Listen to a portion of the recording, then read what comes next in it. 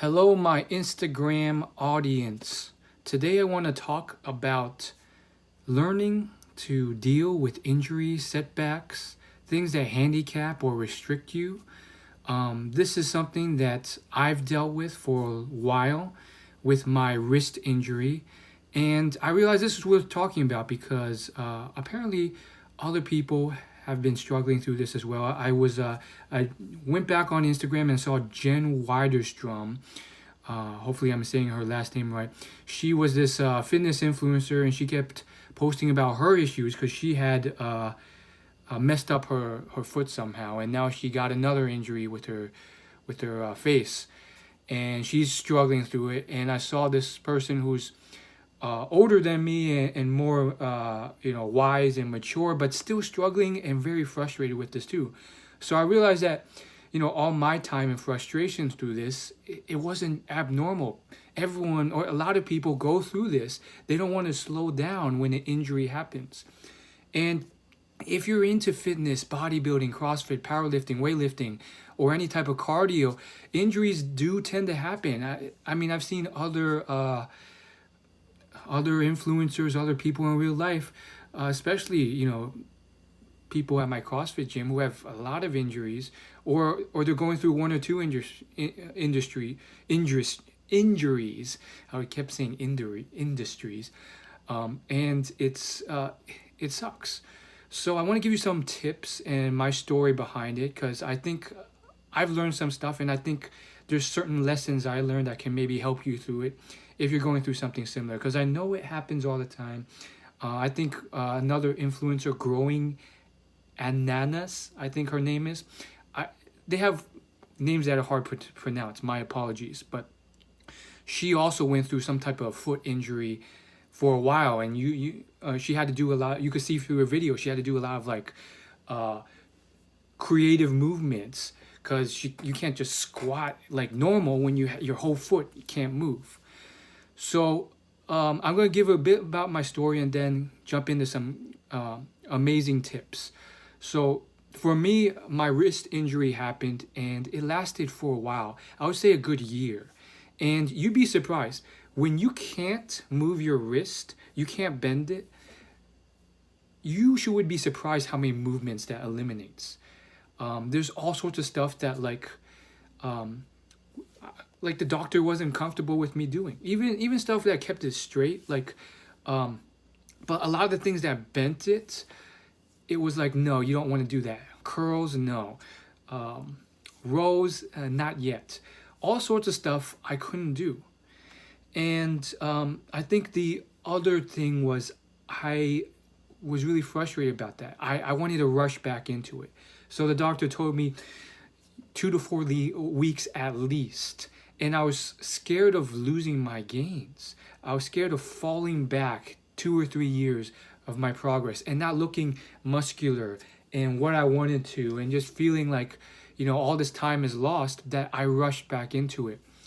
And I ended up spending, 2 weeks to heal, and then rushing back into it, feeling good, or 98% there, and then feeling good for about a week until I injured it again, or I injured it on my other side, especially with the weightlifting movements where your wrists are super bent. So it was very frustrating for me, and it was on and off, and then there were months where I got to a point where I was very, frustrated and scared of doing anything. And there's all sorts of pressures that made me upset. Other people telling me, oh, it's ready, go ahead, use it. And they were overeager for me to start it, while I had to resist that pressure, even though part of me wanted to do that. And I got angry because they were trying to do something to me when I knew it wasn't good for me, because I'd rushed back into it before. And then there are times where I would just kind of be like, what the heck? As long as it's like a neutral movement that's not bending my wrist, I can do it. Let's do some rolls. Let's do some pull-ups. And now let me get into some tips. So after all of that, it's been a year, maybe a year and a half. And I have to say, thanks to the quarantine, which forced me to slow down, I'm glad to say that I really didn't lose any gains. I'm still pretty darn strong, and it's pretty much healed. And for everyone out there who's so rushed to get back into it, ask yourself why. Why is that the case? Some people think like they have to be in control of life, and for them to do that, it has to be physical. Well, what about your mental mind? I'm reading all these books. I bought a bunch of new books recently that I'm going through. Uh, Here's a few of them. Best Year Ever by Michael Hyatt. Jack Donovan's The Way of the Man. I mean, strengthening your mind is just as much growth as physical. So that's just one avenue of it. And it's not just about, certain areas of your mind. It's about all areas. Empathy, emotional intelligence, communication skills, your understanding of history, psychology, even the science of fitness, athletics, hormones, or virology. All these things can strengthen your ability, your wisdom. And then what's the rush to go fast? I think people assume that fast and busy is always good, but sometimes slow with no movement is the most wise and meaningful thing you can do. And I'm not just talking about rest and recovery. I'm talking about moments of reflection, moments of peace. I got more time back, and I worked around all my other muscles. And I was so scared of losing gains, but I really didn't lose as much as I thought. And, it was so hard for me to be patient. But, just this morning I stumbled across this YouTube channel that's just exploding. Her name's Isabel Page. And she does these long vlogs with mostly no talking. And she's like living out in the wilderness, in the mountains. And it's just all these clips of her doing simple things. Washing her clothes by the river. Bathing in the river. Chopping wood. Making a smoothie. Making pancakes out of chia seeds. And people are just really gravitating to her life and philosophy. Her videos are getting so many more views than how many subscribers she has.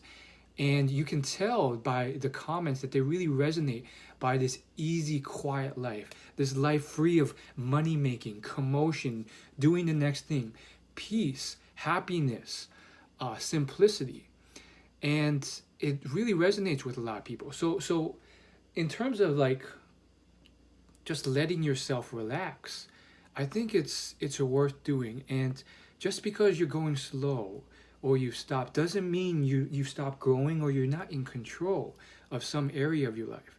I think Viktor Frankl said it best from the book Man's Search for Meaning. He says, when you lost control of everything else, you always still have control of your attitude. And that's what happened.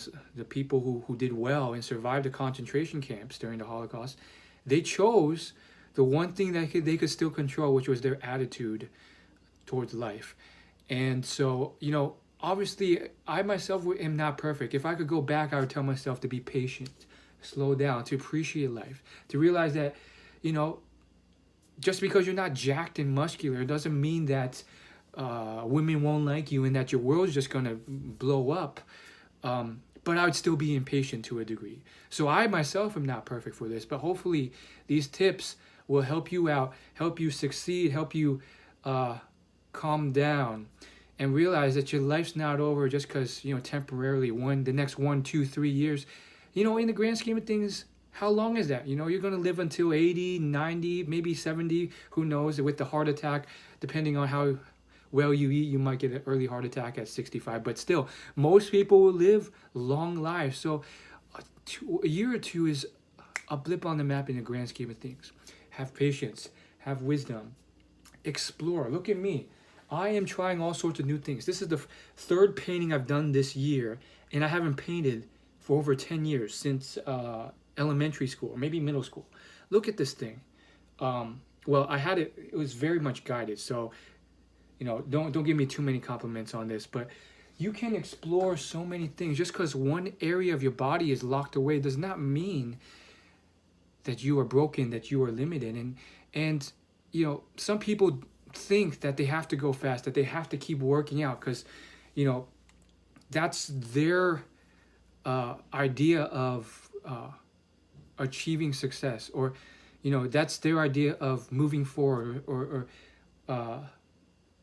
having life in a way where you're proactive, and that's not the case. That's not always the case. So keep that in mind. And when you are incapacitated completely or somewhat by the pandemic or by your injury, and you're sitting there at home, you might think, oh, look at me, I'm helpless, I'm a loser, I'm a failure. And that's not the case. Just because someone else may be helping you or trying to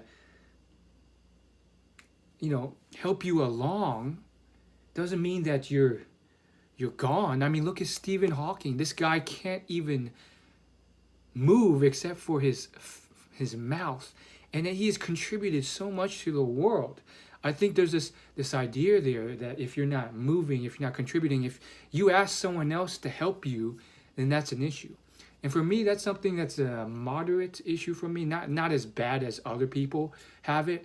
But yeah, from time to time, I have a hard time asking for help. Me, for different reasons, because I care whether or not people can are going to say yes. I'm scared that they're going to just reject me, and it'll be embarrassing. But others don't do it because they're scared that it's making them helpless, or it's deeming that they're weak. But think of it this way. Phil Knight of Nike, founder of Nike, he said, nothing great can ever be achieved as an individual. You need a team. You need a group, an organization. And so if you let others help, just like with Apple, just like with Pixar, just like with Nike, that's when you achieve something incredible. Let people help you, let people in, and have some fun. Relax, chill. It's easy for me to say now, talk to me 6 months ago when I had that injury. But now I just realized, have some fun, chill. There's so much amazing stuff out there. Like, so many things excite me, and I just keep discovering them. It's things that make me feel so peaceful, happy inside. For one, painting. I just discovered this. Look how amazing that sunset looks. I painted that. I can't believe it. And I'm not even a good artsy painter guy.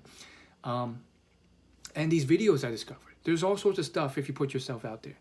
So, sorry for the long rant. Hopefully it was valuable to some extent. I wanted to post this thing on Instagram because I didn't want to forget about my Instagram following. And I saw some people hurting out there, and I thought I could provide some value. However, I've been spending my time on platforms where I can help more people and get more bang for my buck. And looks like TikTok's not getting banned. TikTok has been taking off for me. And so I've been really investing in there. But as you'll see, it's not personal development content on there if you find me on there. It's Pokemon content. For some reason, people love me on there with Pokemon Go. So if you want to check me out on there, you can find me. It's Will Chow on TikTok. Otherwise, stay tuned. I'm still posting a lot on my blog, on my podcast. So if you go to my website, link in bio, willyoulaugh.com, you'll find more. Thanks for watching, and peace and happiness to you.